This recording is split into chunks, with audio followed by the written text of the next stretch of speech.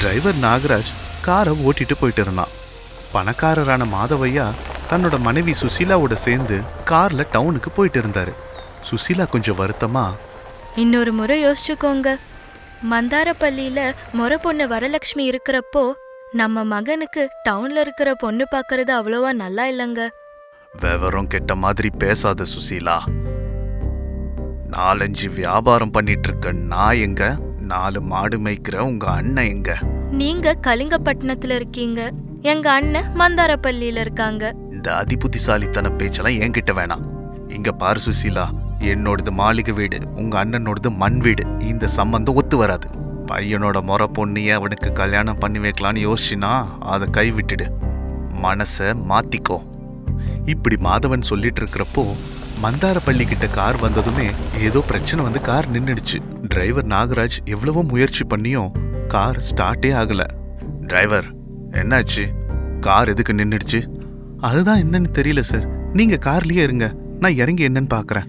இப்படி சொல்லி டிரைவர் நாகராஜ் காரை விட்டு இறங்கி இன்ஜின்ல ஏதாவது பிரச்சனையான்னு பார்த்தான். கொஞ்ச நேரம் ஆகியும் கார் ஸ்டார்ட்டே ஆகல. நாகராஜ்க்கு என்னன்னே புரியல. மாதவையா கிட்ட வந்து, ஐயா, பிரச்சனை என்னன்னே புரியல, நீங்க அம்மாவோட சேர்ந்து பஸ்ல வந்துருங்க, நான் இங்க பக்கத்துல யாராவது மெக்கானிக் இருந்தா காட்டிட்டு வரேன். இப்படி சொன்னதுமே மாதவையாக்கு கோபம் வந்தது. ஆனா வேற வழி இல்லாம, சரி சரி, டவுனுக்கு போறதுக்கு பஸ் வருதான்னு பாரு. சரிங்க ஐயா. இப்படி சொல்லிட்டு சுத்தி முத்தி பாக்குறப்போ கொஞ்சம் தூரத்துல மாட்டு வண்டி எடுத்துக்கிட்டு சுசீலாவோட அண்ணன் வீரையா வந்துட்டு இருந்தாரு. நடு ரோட்ல நின்னுட்டு இருந்த காரை பார்த்து, அட, இந்த காரு நம்ம தங்கச்சியோட கணவரது மாதிரி இருக்கே. இப்படி நினைச்சு மாட்டு வண்டிய கார் கிட்ட வந்து நிறுத்தினாரு. கார் கிட்ட சுசீலாவும் மாதவையாவையும் பார்த்தாரு. மாமா மாதிரி இல்லடா வீரையா, மாமாவே தான். இப்படி சொல்லி வீரையா வண்டியை விட்டு இறங்கி கார் கிட்ட வந்தாரு. மாதவையாவும் சுசீலாவும் அவரை பார்த்தாங்க. மாமா, நல்லா இருக்கீங்களா? நல்லா இல்லாம போறதுக்கு நான் உன்ன மாதிரி மாட்டு வண்டியில தெரியல, இங்க பாரு, கார்ல வந்துட்டு இருக்கோம். இப்படி பெருமையா சொன்னாரு மாதவையா. மாமானா பின்ன இந்த கௌரவம் கூட இல்லைனா எப்படி? அது சரி, என்னாச்சு மாமா நீங்க வந்த காருக்கு? என்ன ஆச்சுன்னே தெரிலண்ணா, இந்த ஊருக்கு வந்த உடனே நின்றுச்சு. உறவை பத்தி இந்த காருக்கும் தெரிஞ்சிருக்கு பாருமா, நமக்கு வேண்டியவங்க இந்த ஊர்ல இருக்கிறாங்கன்னு. இப்படி வீரையா சொன்னதுமே மாதவையாக்கு கோபம் வந்தது. கோபத்தோட, நாகராஜ், என்னாச்சு? ஏதாவது ஒண்ணு பண்ணு, முதல்ல இந்த ஊரை விட்டு போனோம். அப்படி நீங்க நினைச்சா பத்தாது மாமா, இந்த ஊரும் நினைக்கணும்ல. பார்த்தா காருக்கு ஏதோ பெரிய பிரச்சனை போல இருக்கு. சரி வாங்க வீட்டுக்கு போவோம் மாமா. சார், ஏதோ பஸ் வருது. சுசீலா, பஸ் வருதான், வா போலாம். இப்படி சொன்னதுமே பஸ் அங்க வந்தது. 2 பேருமே பஸ் ஏறினாங்க. சுசீலா வருத்தத்தோட, போயிட்டு வரங்கண்ணா. இப்படி சொல்லி கண் கலங்கினா சுசீலா. வீரையா சிரிச்சுக்கிட்டே தன்னோட தங்கச்சி சுசீலாவை பார்த்தாரு. இப்படியே ஒரு சில நாட்கள் போச்சு. ஒரு நாள் மாலை போடப்பட்டிருந்த வீரையா போட்டோ முன்னாடி நின்னு வீரையா வருத்தத்தோட கண் கலங்கிக்கிட்டே, இப்படி நடக்கும்னு நினைக்கவே இல்லை மாமா, தங்கமான ஆள் நீங்க, உங்களுக்கு இந்த நெஞ்சு வலி வரணுமா? எங்களை விட்டு இவ்வளோ சீக்கிரம் பிரியணுமா? எனக்கு இது ஒரு கனவு மாதிரி தான் இருக்கு மாமா. என் மாமா எங்கேயோ கோச்சிக்கிட்டு வெளியூருக்கு போயிருக்காருன்ற மாதிரி தான் இருக்கு. ஆனா அதுவா உண்மை? போட்டோல நீங்க மாலையோட இருக்கிறீங்களே, ஐயோ. இப்படி யோசிச்சுக்கிட்டு இருந்தப்போ தன்னுடைய 30 வயசு மகன் சந்திரசேகரை கூட்டிக்கிட்டு சுசீலா அங்க வந்தா. அண்ணா, இத்தனை வருஷமா சொத்து நிறைய இருந்ததால இவன் எந்த வேலையுமே செய்யாம இருந்துட்டான். ஒரே ஒரு மகன், லட்சக்கணக்குல சொத்து. வேலைக்கு எதுக்கு போனோன்னு நினைச்சு ஒரு சோம்பேறியாவே இவன் வளர்ந்துட்டான்னா. அதெல்லாம் நான் பாத்துக்கிறேம்மா தங்கச்சி. மாமா, எந்த வேலையும் செய்யாம இருக்கிற என் மருமக சேகரை நான் வீட்டுக்கு கூட்டிட்டு போறேன். அங்க எல்லா வேலையும் சொல்லி கொடுத்து முறை மாப்பிள்ளையாவே நான் ஆக்கிடுறேன். என்ன நம்புங்க மாமா. இப்படி சொல்லி வீட்ல இருந்து கிளம்பி போனாரு வீரையா. அண்ணா, என் பையன் ஒரு அப்பாவி, அவனை பத்திரமா பாத்துக்கோ, ரொம்ப கஷ்டம் கொடுத்துடாத. சரிம்மா தங்கச்சி. இப்படி சொல்லிட்டு வீரையா சேகரை கூட்டிக்கிட்டு மாட்டு வண்டியில தன்னோட வீட்டுக்கு வந்தாரு. வீரையனோட மக வரலட்சுமி வீட்டை விட்டு வெளியில வந்து, நல்லா இருக்கீங்களா மாமா? அத்தை எப்படி இருக்காங்க? நல்லா இருக்க வரோம், நீ எப்படி இருக்க? இப்படி மகளும் முறமாப்பிளையும் பேசிக்கிட்டதை பார்த்து, அம்மா வரோம். சாப்பாடு என்னம்மா பண்ணிருக்க? இன்னும் எதுவும் சமைக்கலப்பா, இதோ இப்ப சமைச்சிடுறேன். மாப்பிள்ளைய வெங்காயத்தை நறுக்கி கொடுக்க சொல்லி கோழி குழம்பு வேமா. சரிப்பா. இப்படி சொல்லி சேகரை கூட்டிக்கிட்டு வீட்ல இருந்த மண் அடுப்பு கிட்ட போனா வரலட்சுமி. அங்க சேகரை உட்கார வச்சு வெங்காயத்தையும் கத்தியையும் கையில கொடுத்தான். எப்படி அறியணும்னு சொல்லி கொடுத்தான். சேகர் அதுபடியே அறிஞ்சு கொடுத்தான். கொஞ்ச நேரத்துல சேகரோட கண்கள்ல இருந்து தார தாரையா தண்ணி கொட்டுச்சு. வரோம், கண் எரிது வரோம். என்னால இது அறிய முடியாது, நான் பண்ண மாட்டேன். இப்படி சொன்னா எப்படி மாமா? நமக்கு கல்யாணம் நடக்கணும்ல, நீயே சொல்லு. நடக்கணும் தான். அப்போ இது கண்டிப்பா அறியணும். இப்படி வரலட்சுமி சொன்னதும் சேகர் ரொம்ப கஷ்டப்பட்டு அந்த வெங்காயத்தை அறிஞ்சான். அவனுக்கு கண் எரிஞ்சுக்கிட்டே தான் இருந்தது. மறுநாள் காலையில, மாப்பிள, பொண்ணுக்கு கொஞ்சம் உடம்பு சரியில்லை, கொஞ்சம் வீடை பெருக்கி வாசலுக்கு தண்ணி தெளிச்சு கோலம் போட்டுடுப்பா, நான் வயல் வரைக்கும் போயிட்டு வரேன். இப்படி சொல்லி வீரையா அங்கேருந்து கிளம்பிட்டாரு. சேகருக்கு கோபம் வந்தது. ஆனா வரலட்சுமியோட கல்யாணம் பண்ணிக்கணும்னு வேற வழி இல்லாம தொடப்பத்தை எடுத்து பெருக்க ஆரம்பிச்சான். வாசலுக்கு தண்ணி தெளிச்சு கோலமும் போட்டான். இத பார்த்து வரலட்சுமி சிரிச்சா. இன்னொரு நாள் சேகரை கூட்டிக்கிட்டு வயலுக்கு போனாரு வீரையா. மாப்பிள, அங்க பாருங்க, அங்க ஒரு கூடை இருக்கு, அதை எடுத்துட்டு போய் மாட்டு கொட்டாயிலிருந்து மாட்டு சாணியெல்லாம் அள்ளி வெளியில கொட்டுங்க. இப்படி வீரையா சொன்னதுமே சேகருக்கு கோபம் வந்தது. வீரையாவை பார்த்து, நான் இதெல்லாம் செய்ய மாட்டேமாமா, என்கிட்ட ஏகப்பட்ட சொத்து இருக்கு, நான் வீட்டுக்கு கிளம்புறேன். மருமகனே, வரலட்சுமியோட கல்யாணம் நடக்கணும்னா இந்த வேலையெல்லாம் செய்யணும்னு உங்க அம்மா சொன்னாங்கல்ல. இப்படி சொன்னதுமே சேகர் வேற எதுவுமே பேசாம கூடையை எடுத்துக்கிட்டு சாணியெல்லாம் அள்ளி வெளியில கொட்டினான். அப்போ ஒரு பசு ஒண்ணுக்கு இருந்துட்டு இருந்தது. அது இவன் மேல பட்டுடுச்சு. கோபத்தோட மாட்டை அடிச்சான் சேகர். அவ்வளவுதான், அந்த மாடு கோபம் வந்து வாளாலேயே அடிச்சுது. இதனால சேகர் போய் சாணிலேயே விழுந்தான். அவன் முகம் முழுக்க மாட்டு சாணத்தால நிரம்பிடுச்சு. இத பார்த்து, மாப்பிள, அங்க ஆறு இருக்கு, அங்க போய் கழுவிக்கோங்க. ஐயோ மாமா, எனக்கு ஆத்துல நீச்சல்லாம் வராது, நான் இப்படியே வீட்டுக்கு போய் அங்க கழுவிக்கிறேன். அது வரைக்கும் இந்த நாத்தத்தை தாங்க முடியாது மாப்பிள. இப்படி சொல்லி வீரையா சேகரை கூட்டிட்டு போய் ஆத்துல தள்ளி விட்டுட்டாரு. நீச்சல் அடிக்க தெரியாத சேகர் மூழ்கி எழுந்துட்டு இருந்தான். காப்பாத்துங்க காப்பாத்துங்கன்னு கத்தினான். ஆனா வீரையா அவனை போய் காப்பாத்தாம தனக்குத்தானே நீந்தி வெளியில வரணும்னு அவன்கிட்ட பேசி ஊக்குவிச்சாரு. ஆத்த விட்டு எப்படியோ வெளியில வந்த சேகர் கிட்ட, பாத்தியா சேகர், இப்போ உனக்கு எப்படி நீச்சல் வந்ததுன்னு. இப்படி சொன்னதுமே சேகருக்கு ரொம்ப கோபம் வந்தது. வீரையாவை நல்லா திட்டிட்டு அங்கேருந்து கோபமா அவன் வீட்டுக்கு கிளம்பிட்டான். ஈர துணியோட வீட்டுக்கு வந்த சேகரை பார்த்து சுசீலா பதட்டப்பட்டு, என்னாச்சுப்பா, இப்படி நனைஞ்சு வந்திருக்க? ஆமா, மாமா எங்க? மாமாலாம் வரலமா, நான் தனியாவே அங்கேருந்து கிளம்பி வந்துட்டேன். இப்படி சொன்னதுமே சுசீலாக்கு தன்னோட அண்ணன் மேல கோபம் வந்தது. திட்டிட்டு இருக்கிறப்போவே மாட்டு வண்டி எடுத்துக்கிட்டு வீரையா அவங்க வீட்டுக்கு வந்தாரு. என்ன அண்ணா, என்ன சொல்லி என் பையனை கூட்டிட்டு போன, ஆனா இப்போ இப்படி தனியா அனுப்பி விட்டுருக்க? கோபம் படாத தங்கச்சி, நான் சொல்றத கேளு. நான் எது பண்ணாலும் எனக்கு வரப்போற மருமகன் எல்லாத்துலயும் தைரியமா இருக்கணும்னு தான் இதெல்லாம் செஞ்சம்மா. இப்படி வீரையன் சொல்றத கேட்டு சேகருக்கும் சுசீலாக்கும் ஒண்ணுமே புரியல. எனக்கு தெரிஞ்சு மாப்பிள்ள தனியா எங்கேயுமே வெளியில போனதில்ல. ஆனா இன்னைக்கு அந்த ஊர்ல இருந்து இங்க வரைக்கும் தனியா வந்திருக்காரு. தான் எப்படியாவது பொழைக்கணும்னு தண்ணில நீச்சல் அடிச்சு கரை சேர்ந்தாரு. நம்ம கிட்டதான் இவ்வளவு பணம் இருக்கேன்னு வீட்டுக்குள்ளே இருந்திருக்காரு. அதனாலதான் எலி பல்லி எல்லாம் பார்த்து பயந்து ஓடுறாரு. பயத்தோட இருந்த உன்னுடைய மகன் இப்போ எதுக்குமே பயப்பட மாட்டான் தங்கச்சி. இப்படி சொன்னதுமே சுசீலாக்கும் சேகருக்கும் அது நியாயமாதான் பட்டது. வீட்டு வேலையை பத்தி சொல்லணும்னா, உன் அண்ணி இறந்ததுக்கு அப்புறமா நானும் வரலட்சுமியும் பட்ட கஷ்டம் கொஞ்சம் நெஞ்சம் இல்லை. எல்லா வேலையும் கத்துக்கிட்டு மாப்பிள்ள மகளுக்கு கொஞ்சம் உதவியா இருப்பாளேன்னு தான் அதெல்லாம் செய்ய வச்சேன். இப்படி சொன்னதை கேட்டு சேகருக்கு வீரையன் மேல இருந்த கோவம்லாம் போயிடுச்சு. மாமா, தாய் மாமன்னா அப்பாக்கு அப்புறமா இன்னொரு தந்தையா இருப்பாருன்னு இப்பதான் புரிஞ்சுது. எனக்கும் வரனுக்கும் கல்யாணம் பண்ணி வைங்க மாமா, நான் அவளை நல்லா பார்த்துப்பேன்.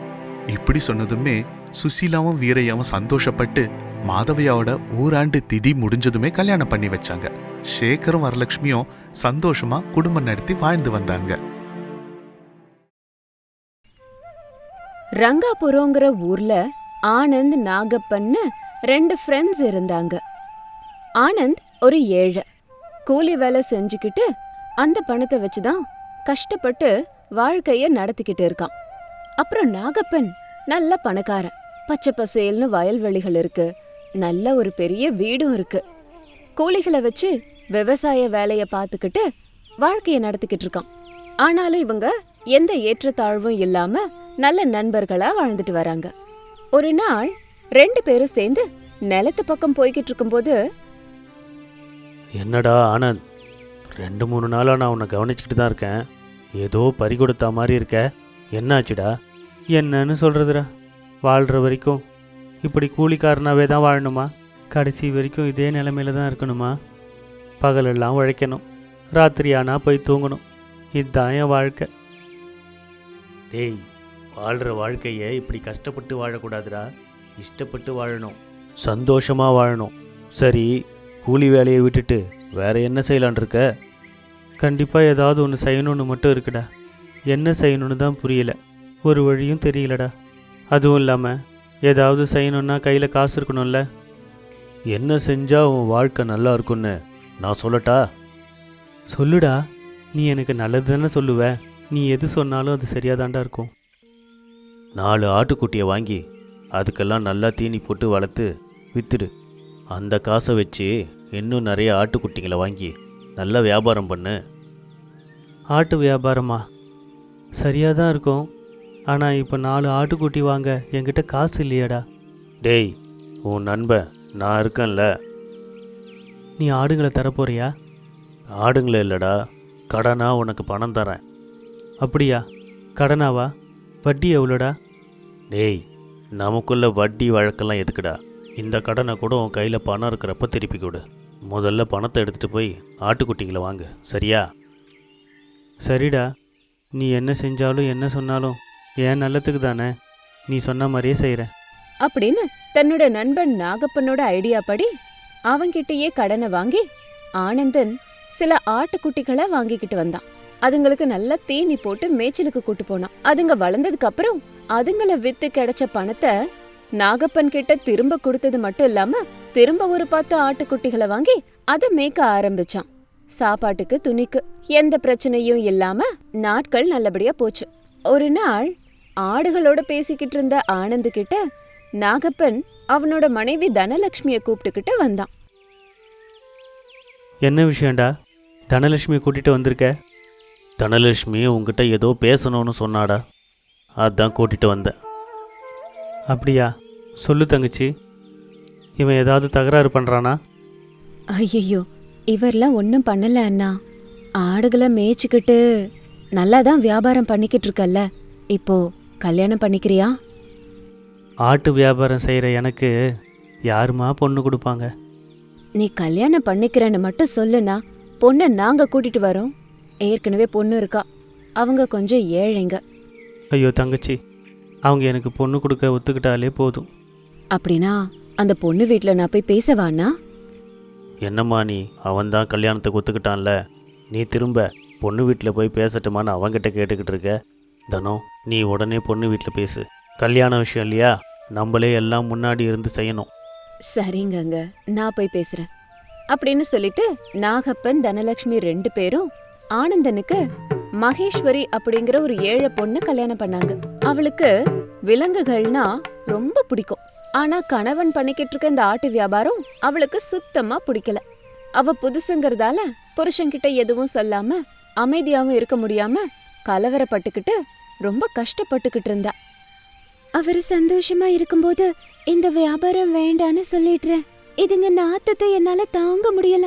இதுங்களுக்கு நான் வேற சேவை செய்ய வேண்டியதா இருக்கு அப்படின்னு நினைச்ச மகி சரியான நேரத்துக்கு காத்திருந்தா. 2-3 வருஷத்துல அவனோட வியாபாரம் இன்னும் நல்லபடியா முன்னேறிச்சு. கொஞ்ச நாள் போனதுக்கு அப்புறம் ஒரு நாள் தைரியத்தோட மகேஸ்வரி வியாபார விஷயத்த பத்தி மெதுவா பேசினா. என்னங்க, இந்த ஆட்டு வியாபாரம் நமக்கு வேண்டாம்.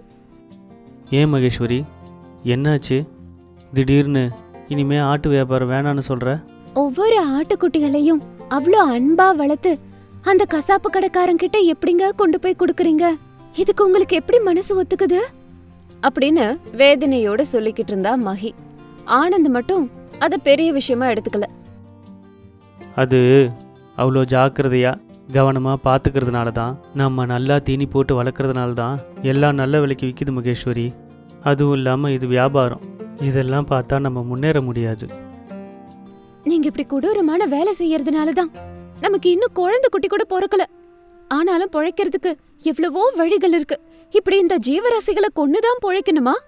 இந்த ஆட்டுக்குட்டிகளோட சில எரும மாடுகளையும் வாங்குவோம், பால் வியாபாரம் பண்ணலாங்க, அதுல வாழலாமே அப்படின்னு மகேஸ்வரி சொன்னதும் ஆனந்தனுக்கு கோவம் வந்துருச்சு.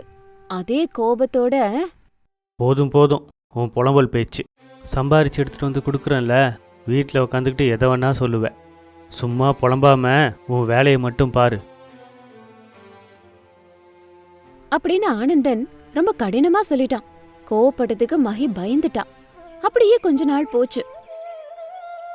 கண் பார்வை சரியா தெரியாத ஒரு ஆட்டுக்குட்டியோட மகேஸ்வரிக்கு பாசம் பந்தம் எல்லாம் வந்துருச்சு.